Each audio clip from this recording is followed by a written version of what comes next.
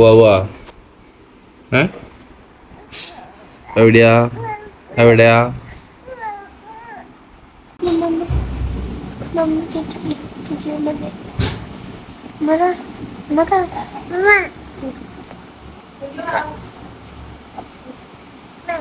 എന്റെ പൊന്ന് കൈസേ വയ്യായിരുന്നു. ഇഞ്ചക്ഷൻ കിട്ടിയപ്പോ നല്ല വേദനയായിരുന്നു. പക്ഷെ എന്റെ ചേച്ചി ഉണ്ടായിരുന്നു എന്റെ കൂടെ. അല്ല അനക്കാൻ പറ്റണ്ടായില്ല.